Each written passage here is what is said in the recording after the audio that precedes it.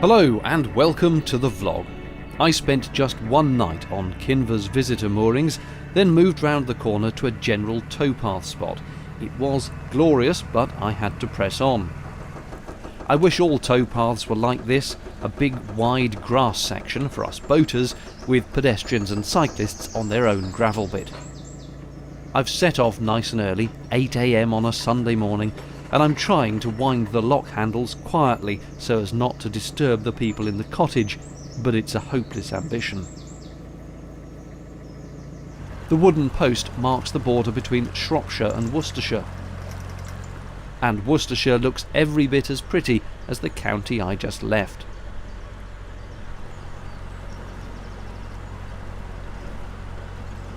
Talking of hopeless ambition, this chap moored under a tree is brushing fallen leaves off his roof, an endless task, I'll wager.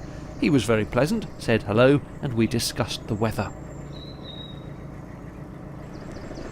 The ducks are taking it easy on a Sunday.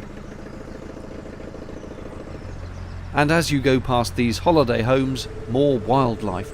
This must be where the birds come to chillax.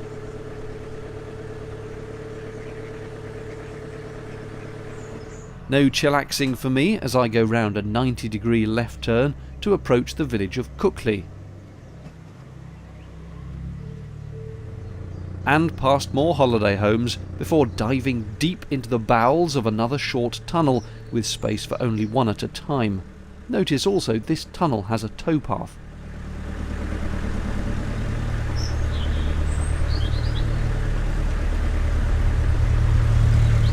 Debdale Lock follows immediately, and see how once the paddles open the water's flowing to fill it, the boat gently creeping forward on its centre line with the pull. I think I've just found my new favourite canal-side house.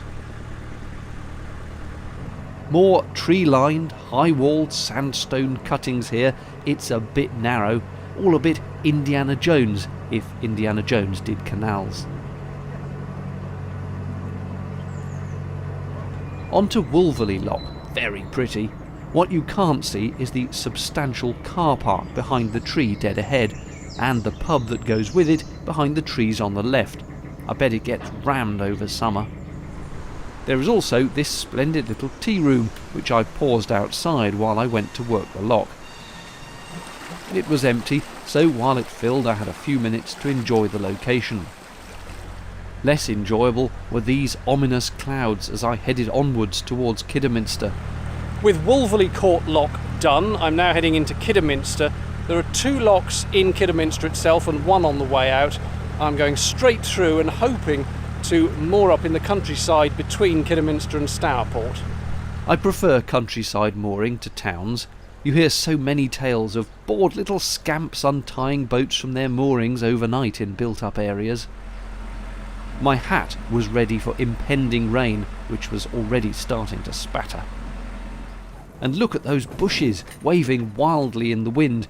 This felt like a full-on storm was about to break. I feared I might actually have to pause in town anyway. Pussycat knows the rain's coming. He's off to find somewhere warm and dry. I'm smack in the middle of Kiddy now, and I've gone to see if anyone's coming the other way, wanting to use the empty lock before I start filling it. Behind the boat, this fabulous view of St Mary's and All Saints' Church dating from the 15th century. Into the lock, and how weird it is to be on a canal boat amidst all this racing town centre traffic. If you come this way and need to stock up, there's loads of mooring here next to a massive retail park with supermarket and everything else. Or you can just do as I did and plough on past them all. Another boat, and I'll pause to let it come through the bridge. For a nasty moment here I got something round the prop again as I slowed, but a blast of the engine cleared it, thankfully.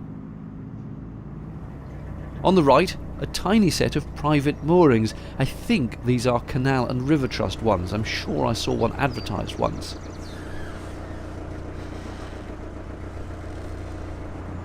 You'd think you're back in the countryside here, but it's just a green corridor through the south of the town. Admittedly, a very nice green corridor.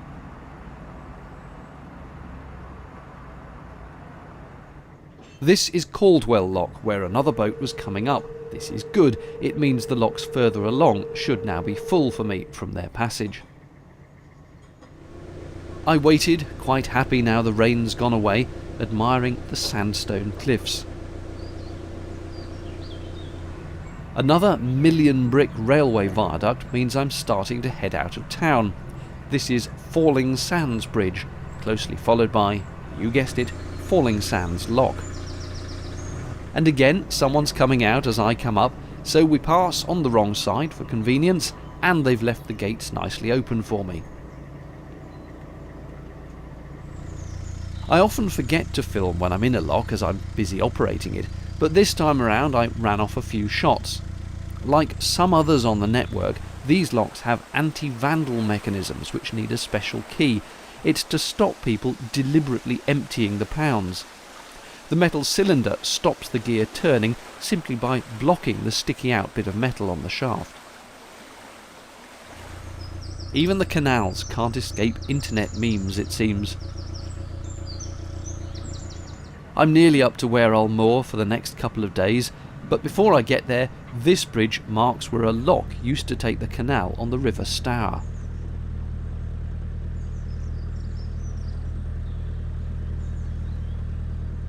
I pulled up about a mile from Stourport and stayed here for 2 very rainy days.